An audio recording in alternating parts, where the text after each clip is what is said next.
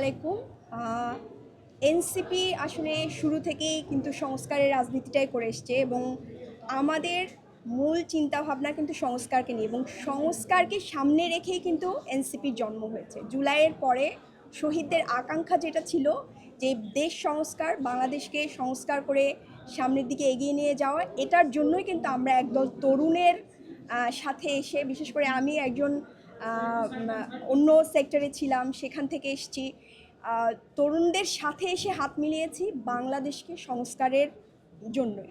তো এই সংস্কারের রাজনীতিটাকেই আমরা সামনে এগিয়ে নিয়ে যেতে চাই।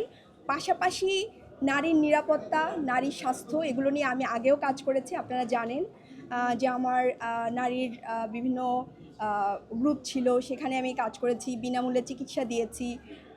এই যে নারীর নিরাপত্তা এবং নারীদেরকে, যে জুলাইয়ের পরে যে নারীরা হারিয়ে গিয়েছে, সেই নারীদেরকে সামনে নিয়ে আসা এবং একটা রাজনৈতিক গোষ্ঠী তৈরি করা, যারা হচ্ছে নারীদের নারী রাজনৈতিক গোষ্ঠী তৈরি করা, তাদেরকে রাজনীতি সম্পর্কে বোঝানো।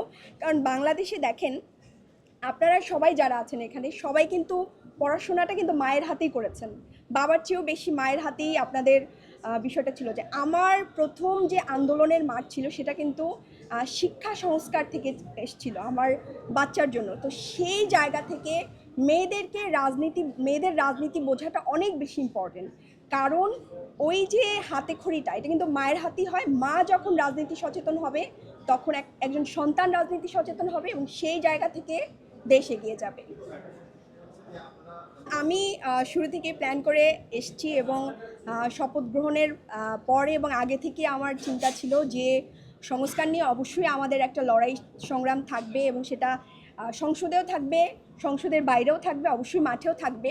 কিন্তু আমি আমার সর্বোচ্চ সহযোগিতা করব সরকারের যেসব ভালো কাজ আছে, এবং আমি চাইবো যে আমরা যেভাবে তরুণরা সংস্কারের পক্ষে দাঁড়িয়েছি, সরকারের যেন গণভোট সংস্কার এগুলোর পক্ষেই দাঁড়িয়ে যায়।